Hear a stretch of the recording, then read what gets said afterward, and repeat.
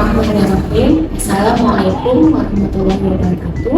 Perkenalkan, saya Dr. Kiki Ayudhyaniti, spesialis kedokteran gigi anak, merupakan staf dosen Fakultas Kedokteran Gigi Universitas Syekh Kuala, Prodi Pendidikan Dokter Gigi. Video ini merupakan pernyataan diri dosen dalam bentuk unjuk kerja Tridharma Perguruan Tinggi atau UPDD UKTBP bidang pengajaran yang dibuat sebagai salah satu syarat pengajuan sertifikasi dosen pada tahun 2023. Pada kesempatan ini saya akan memaparkan salah satu mata kuliah yang saya ampu, mata kuliah Ilmu Tumbuh Kembang dengan kode mata kuliah KGS 202. Pemaparan ini terdiri dari delivery, interaction, dan assessment atau disingkat dengan DIA. Dan di akhir rekaman ini akan ditampilkan cuplikan video pembelajaran. Mata kuliah tumbuh kembang merupakan mata kuliah wajib mahasiswa sarjana pada semester 4 Fakultas Kedokteran Gigi Universitas Syekh Kuala. Mata kuliah ini terdiri dari 4 SKS menggunakan sistem blok selama 6 minggu dengan metode team teaching yang terdiri dari 8 dosen penanggung jawab. Mahasiswa yang mengikuti mata kuliah ini diwajibkan sudah menyelesaikan dan dinyatakan lulus pada mata kuliah ilmu sistem tubuh dan anatomi kedokteran gigi pada blok sebelumnya. Mata kuliah ini diberikan untuk memberikan pemahaman kepada mahasiswa tentang konsep tumbuh kembang orofasil atau disingkat dengan OKF.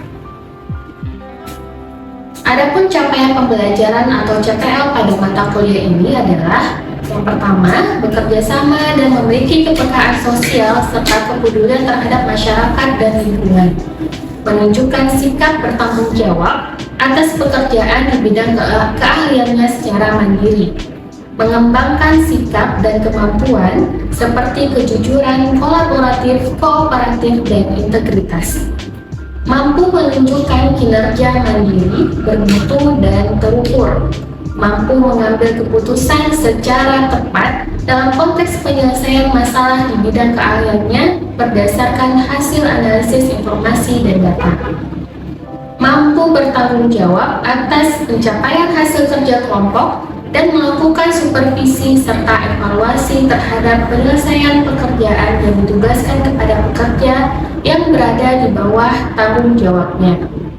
Mampu mengetahui prosedur pemeriksaan fisik umum dan sistem somatogenetik menggunakan metode pemeriksaan ekstra dan intraoral pada anak serta mampu mengetahui pemeriksaan penunjang tambahan yang diperlukan secara komprehensif dan mandiri. Menguasai konsep teoritis secara mendalam tentang biologi oral, morfologi makroskopis, mikroskopis, dan topografi organ, jaringan penyusun sistem tubuh.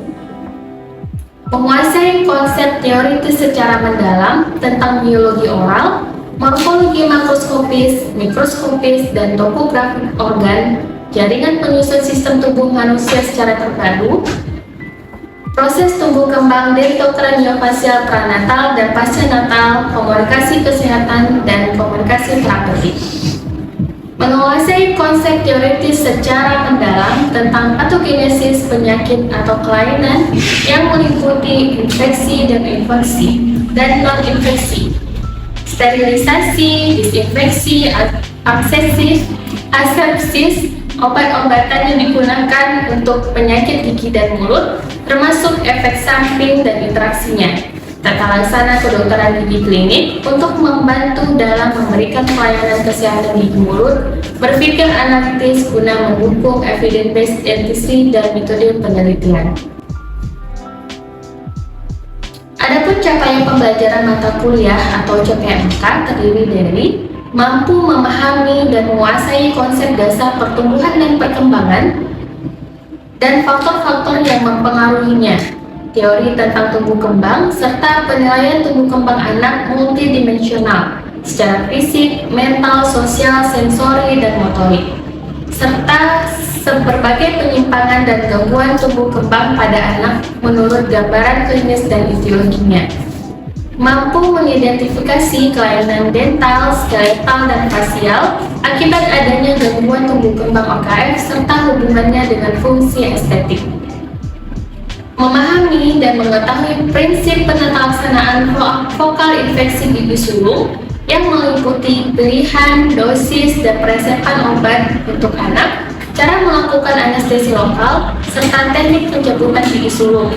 Mampu memahami dan mengetahui indikasi kontraindikasi, pilihan kasus case planner, dan mampu memahami, menganalisis, mengidentifikasi, klasifikasi serta penatalaksanaan traumatic injury gigi sulung dan permanen muda, serta memahami dan mengetahui prinsip manajemen tingkah laku anak normal dan anak berkebutuhan khusus dalam penyelenggaraan perawatan gigi dan mulut serta prinsip rujukan. Proses pembelajaran pada kuliah ilmu tumbuh kembang ini dilaksanakan dalam 6 minggu, terdiri dari 17 kali pertemuan, termasuk UTS dan UAS. Sebelum memulai blok, modul, RPS, dan referensi yang digunakan serta kontrak kuliah diupload di e-learning Universitas Syahpura. Proses pembelajaran pada mata kuliah ini menggunakan beberapa model pembelajaran. Di antaranya yang pertama itu adalah problem-based learning atau PBL. Dengan metode pembelajaran 7 jam yang terdiri dari diskusi kelompok pertama, diskusi kelompok kedua, di kelas tutorial, mahasiswa dibagi menjadi beberapa kelompok yang terdiri dari 9 sampai 12 orang mahasiswa dan nantinya diskusi akan difasilitasi oleh seorang dosen. Kemudian ada model discovery learning dengan metode pembelajaran ceramah atau kuliah pakar, diskusi, tanya jawab, dan pemberian tugas. Dan terakhir ada pleno pada setiap akhir kasus. Salah satu topik mata kuliah yang saya ajarkan adalah mata kuliah dental traumatic injury pada gigi sulung dan permanen muda. Tujuan akhir dari topik pembelajaran ini adalah mahasiswa mampu memahami, menjelaskan prosedur pemeriksaan, klasifikasi, menganalisis dan mendiagnosis, serta mampu menentukan rencana perawatan pada kasus trauma dental injury pada anak. Saya menggunakan model pembelajaran discovery learning dengan metode pembelajaran ceramah, diskusi tanya jawab, dan pemberian tugas. Untuk kriteria penilaian, komponen yang dievaluasi antara lain tugas-tugas, kuis, UTS, dan UAS. Evaluasi tengah blok dilaksanakan pada minggu ketiga dengan menggunakan soal pilihan ganda dalam bentuk vignette atau kasus. Evaluasi akhir semester dilakukan pada minggu ke-6 dengan menggunakan soal dalam bentuk vignette atau kasus. Bobot nilai diperoleh dari 40% hasil ujian ditambah dengan 60% proses. Ujian perbaikan dilakukan 2 hari setelah ujian UAS. Nilai lulus minimal BC dengan varian 2. Rincian penilaian DK1 berbobot 10%, DK2 20%, kuliah pakar 15%, pleno 4%, dan grid assessment 1%. Nilai ujian berbobot 50%, diantaranya UTS di 25%, UAS 25%. Nilai lulus minimal BC mengacu pada varian 2 tingkat kompetensi tinggi dengan batas minimal lulus yaitu 60. Demikian paparan singkat terkait mata kuliah yang saya ampu. Berikut cuplikan video pembelajaran saya. Terima kasih. Alhamdulillahirrahmanirrahim. Assalatu wassalamu ala asyrafil anbiya'i wal mursalin wa ala alihi wa sahbihi ajma'in. Puji syukur kehadirat Allah Subhanahu wa taala, salawat beserta salam kita sanjungkan kehadiran Nabi besar Muhammad SAW. Apa kabar adik-adik semua? Alhamdulillah sehat semua ya. Semoga hari ini kita sehat selalu dan bisa dapat menjalani pembelajaran kita hari ini. Senang sekali saya bertemu kembali dengan adik-adik semua untuk pembelajaran hari ini, kuliah pakar mengenai traumatic dental injury.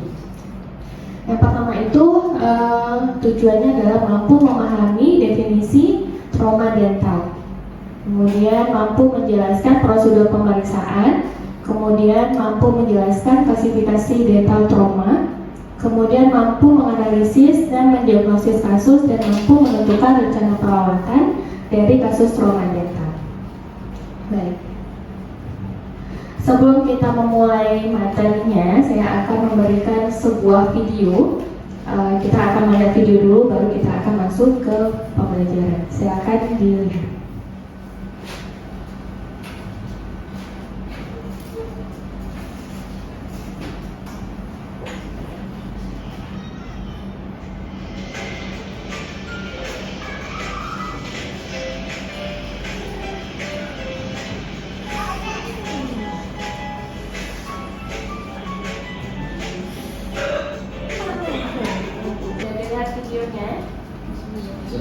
Sudah, bagaimana? Ada yang bisa memberikan pendapat tentang video tadi? Yang saya sampaikan dari video tadi dan mengenai materi yang akan disampaikan, mungkin trauma dental injury itu memang banyak akan kita temukan sehari-hari. Jadi memang kita harus mempelajari ilmu ini dengan sebaik mungkin dan cara penanganannya gimana, karena itu trauma dental injury ini nggak pernah pasti ada setiap nanti kita akan menjadi dokter gigi, dan maka dari itu kita harus tahu ini gitu. Ini itu saja. Terima kasih, baik sekali ya penjelasannya. Memang dental traumatic injury ini paling sering pada anak-anak. Ya, memang sangat sering terjadi. Jadi tidak menutup kemungkinan itu terjadi di depan kita, atau sama anak kita, atau sama ponakan kita di rumah. Jadi memang sangat sering terjadi, dan itu memang harus benar-benar kita pelajari, dan tidak untuk kemungkinan tiba-tiba datang ke praktek atau ke klinik kita. Ya, insidensinya anak-anak memang lebih besar dari dewasa. Jadi pada gigi sulung itu sering terjadi pada usia 2-4 tahun. Ini masa-masa anak-anak mengeksplor, ya, anak-anak belajar berjalan. Kemudian pada gigi permanen itu paling sering pada usia 7-10 tahun. Etiologinya apa? Etiologinya bisa karena jatuh, kemudian bersepeda, kecelakaan lalu lintas, bisa olahraga dan child abuse. Kemudian faktor untuk memperparahnya bisa karena overjet yang besar. Jadi gigi depannya itu agak ke depan, kemudian protrusi rahang atas dan bibir incompetente. Jadi biasanya anak-anak bibir incompetente ini mulutnya terbuka, ya, mulutnya sudah terbuka. Jadi ketika terjadi trauma atau jatuh atau kecelakaan langsung mengenai giginya. Kemudian mekanisme itu bisa terjadi secara langsung maupun tidak langsung. Jadi secara langsung itu langsung mengenai giginya. Jadi giginya langsung terjatuh langsung mengenai giginya. Bisa terjadi dengan secara indirect. Jadi misalnya terjatuh mengenai dagu. Jadi yang fraktur itu mengenai gigi molar rahang. Kemudian kita akan membahas klasifikasi. Jadi yang paling sering digunakan itu adalah klasifikasi LSTV dan klasifikasi internasional. Jadi klasifikasi LS itu ada 9, ya, 9. Yang pertama itu adalah kelas 1, fraktur kelas 1. Fraktur kelas 1 ini adalah fraktur yang mengenai email. Kemudian kelas 2 itu lebih dalam lagi mengenai dentin. Kemudian kelas 3 itu mengenai pulpa. Kemudian kelas 4 itu adalah fraktur yang menyebabkan gigi itu menjadi non-vital. Kemudian kelas 5 itu avulsi, gigi terlepas dari soketnya. Kemudian kelas 6 fraktur mengenai akar, fraktur akar. Kemudian kelas 7 itu adalah luksasi. Kemudian kelas 8 itu adalah fraktur yang kompleks, dan fraktur kelas 6 itu adalah fraktur yang mengenai gigi sulung. Klasifikasi internasional atau ICD. Jadi ICD itu mengelompokkan menjadi 4 golongan, 4 pembagian. Yang pertama itu trauma pada jaringan keras gigi. Ada beberapa, kemudian trauma pada jaringan periodontal, kemudian trauma pada jaringan pendukung, dan trauma pada jaringan lunak, gingiva, dan mukosa mulut. Trauma pada jaringan keras gigi dibagi lagi menjadi, yang pertama itu adalah enamel infraction. Jadi retak pada gigi, pada mahkota gigi ya. Kemudian enamel fraktur itu mengenai enamel. Kemudian fraktur dentin, jadi fraktur tanpa melibatkan pulpa, jadi uncomplicated ya. Kalau sudah mengenai pulpa itu adalah fraktur mahkota complicated. Kemudian ada chondral fraktur, jadi fraktur mengenai mahkota dan akar. Selanjutnya itu adalah fraktur akar, jadi fraktur yang mengenai. Kemudian trauma pada jaringan periodontal.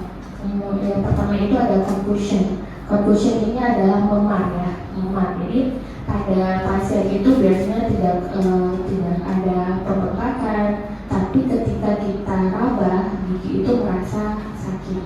Jadi tidak ada kegoyangan juga. Kemudian ada subluxation. Jadi subluxation ini mobilitasnya minimal, sangat minimal. Ada terjadi keluar darah ya di gigi fannya. Jadi di ligamen periodontal itu mengeluarkan darah. Kemudian prosedur pemeriksaan trauma. Bagaimana kita menangani pasien ketika datang ya. Jadi pasien-pasien trauma itu datang ke klinik atau RSGM. Jadi kalau anamnesis itu apa yang kita tanyakan ya? Yang pertama itu adalah personal data, sama ya, apa namanya, umurnya, alamatnya, kemudian keluhan dan riwayatnya. Kemudian kita tanyakan riwayat gigi, medis, dan riwayat tetanus. Ya, jadi kapan terjadinya trauma? Kapan terjadinya trauma itu sangat penting ya pada kasus-kasus traumatic dental injury ini, karena itu akan menentukan rencana perawatan kita selanjutnya. Di mana terjadinya trauma. Jadi ini sangat penting untuk profilasis tetanusnya. Apakah terjadi di ruang terbuka atau di luar, di taman, di daerah yang kotor, atau di dalam rumah. Kemudian bagaimana terjadinya? Apakah terbenturnya langsung kena giginya, atau kena langsung pipinya, atau dagunya? Itu pertama kali jatuh itu terkena langsung bagaimana? Kemudian riwayat neurologis. Jadi apakah dia bisa duduk atau berdiri, atau ada mual, pusing, muntah. Jadi ini memang harus kita tanyakan. Jika ada misalnya yang tidak bisa berdiri, pusing, itu langsung kita rujuk ke IGD rumah sakit. Dan pemeriksaan klinis. Pemeriksaan klinis ini ada pemeriksaan ekstraoral dan intraoral. Jadi ekstraoralnya kita lihat apakah ada hemoragi, ada rasa lesi atau deviasi.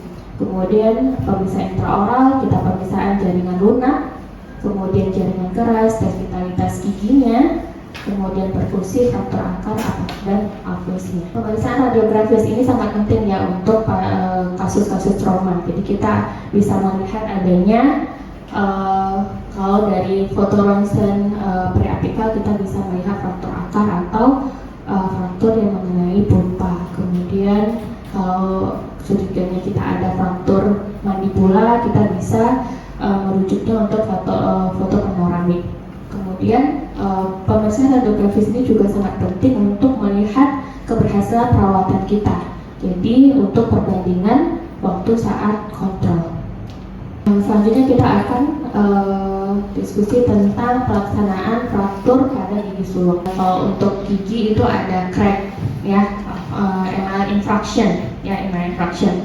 Penata laksanaannya kita cuma observasi saja, tidak dilakukan apa-apa.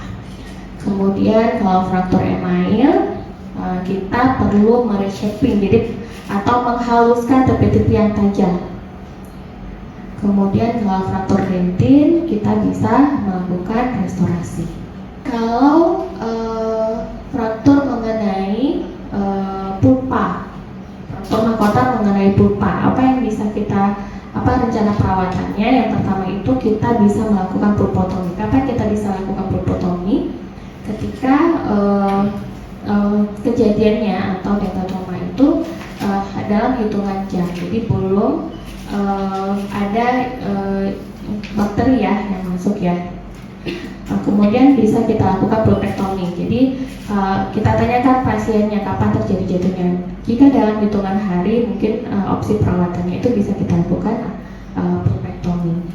Dan terakhir kita bisa lakukan ekstraksi. Jika tidak bisa dilakukan pulpotomi dan pulpektomi, periotomi, opsi terakhir adalah ekstraksi. Kemudian fraktur akar, fraktur mahkota akar ya. Jadi frakturnya melibatkan mahkota sampai ke akar. Jadi kalau misalnya dapat direstorasi, misalnya gini, jadi frakturnya dari mahkota sampai ke akar tanpa melibatkan pulpanya, itu dilakukan tindakan restorasi. Kalau mengenai pulpa bisa kita lakukan pulpotomi atau pulpektomi ya. Kalau tidak dapat direstorasi, misalnya segini nih, tidak bisa dapat direstorasi, opsi perawatannya adalah ekstraksi. Kemudian fraktur akar. Fraktur akar ini kita perlu mengkonfirmasinya dengan foto ronsen ya. Jadi sangat perlu foto preapika.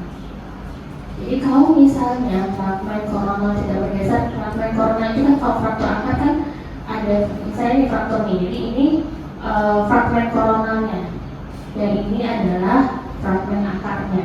Jadi kalau fragmen koronal tidak bergeser, tidak ada mobility sama sekali, tapi kita mengkonfirmasi dari foto radiologi adanya gambaran fraktur, ya. Kalau tidak bergeser, jadi kita tidak melakukan perawatan, cuma hanya diobservasi. Kalau fragmen mahkota, fragmen koronal bergeser dan tidak terlalu mobile, dia akan reposisi spontan. Jadi misalnya ada fraktur akar cuma mobility derajat 1, itu kita cuma observasi saja. Kemudian kalau fragmen koronal bergeser, bergerak secara berlebihan dan mengganggu oklusi, opsinya ada dua. Kita ekstraksi di bagian koronalnya dan kita biarkan saja bagian akarnya dan fragmen akarnya. Jadi dia akan terestruksi sendiri. Kalau misalnya kalau kita mau mempertahankannya, misalnya masih bisa dipertahankan, jadi di splitting, stabilisasi dengan flexible splitting selama 4 minggu. Selanjutnya trauma pada jaringan periodontal, itu ada confusion dan subluxation. Jadi penatalaksanaannya observasi. Jadi instruksi kepada ibu pasien atau orang tua pasien diet lunak dan menjaga oral hygiene, di follow up atau dikontrol selama 1 minggu dan 6-8 minggu. Kemudian intrusi ini ada macam-macam juga ya klinisnya ya. Kalau intrusi ini kan giginya masuk ke arah apikal. Jadi kalau misalnya akarnya ke arah labial, erupsi spontan maksimal 6 bulan. Misalnya dari foto ronsen akarnya ini ke arah palatal, maka opsinya adalah ekstraksi. Selanjutnya luxation ya. Jika minimal atau tidak ada gangguan oklusan, maksudnya gangguan oklusan ini adalah gangguan pengunyahan. Jadi gangguan pengunyahan ya. Jika minimal tidak ada gangguan oklusan, mahkota kepalatan dibiarkan reposisi spontan selama 6 bulan. Jadi misalnya mobility-nya derajat 1 dan posisinya itu ke arah palatal. Kemudian ekstruksi ini kalau misalnya tidak mengganggu oklusi, tidak mengganggu pengunyahan, dia akan reposisi secara spontan. Jadi dibiarkan saja. Kalau terlalu mobile atau ekstruksi lebih dari 3 mili, dilakukan ekstraksi. Kemudian avulsi, kalau kasusnya avulsi tidak lakukan replantasi. Kemudian akibat trauma gigi sulung yang dapat terjadi pada gigi permanen. Jadi diskolorisasi atau hipoplasia dari enamel. Kemudian perubahan bentuk anatomi dari mahkota akar. Ya, kemudian hipoplasia dari akar, kemudian ada keterlambatan erupsi pada gigi permanennya. Yang mau bertanya? Atas penjelasannya Dok, nama saya Sabila dengan dokter dari klaster Pedo Dokter. Izin bertanya Dok, tadi kan dokter ada sampaikan bahwa kalau misalnya ada trauma dari kepala injury, itu diutamakan untuk dilakukannya foto ronsen terlebih dahulu Dok, untuk memastikan bagaimana benih di permanen dan juga di seluruhnya dokter. Jadi saya tanyakan dokter, apabila misalnya dokter kami ditempatkan di tempat di pedesaan seperti itu dokter, yang tidak ada foto ronsennya dokter, itu bagaimana ya dokter kami bisa mendiagnosis bahwa itu maksudnya diagnosis pastinya dokter, apa itu fraktur akar atau fraktur mahkota akar seperti itu dokter. Jadi sebuah prosedur untuk diagnosis ya, prosedur untuk diagnosis. Jika seandainya tidak ada, misalnya di daerah pedalaman, kita foto ronsen itu sebagai prosedur diagnosis penunjang ya. Jadi kita lihat pemeriksaan klinisnya bagus-bagus. Jadi kalau misalnya memang dari pemeriksaan klinis dan sangat membutuhkan foto ronsen, mungkin kita bisa rujuk ya, bisa rujuk ke tingkat rumah sakit di atasnya. Kalau misalnya tapi memang untuk perawatan awal harus kita lakukan. Oke, untuk selanjutnya kita akan membahas kasus ya. Oke. Jadi seorang anak laki-laki usia 3 tahun datang dibawa ibunya ke RSGM dengan keluhan gigi depan atas masuk ke dalam gusi setelah terjatuh saat bermain 2 jam yang lalu. Pemeriksaan intraoral gigi 51 masuk ke dalam soket lebih dari 3 mm. Dari ronsen foto radiografi preapikal terlihat akar gigi masuk ke arah labia. Oke. Ada yang bisa membantu saya untuk prosedur pemeriksaan apa-apa saja? Saya sendiri untuk prosedur pemeriksaan lakukan itu pastinya kita lakukan pemeriksaan subjektif dan objektif. Jadi untuk pemeriksaan subjektif kita tanyakan kepada pasien mengenai kejadian dari trauma yang dialami oleh pasien. Baik tadi mungkin dari jamnya, apakah terasa nyeri atau tidak, kemudian apakah benturan tadi itu mengakibatkan kegoyangan.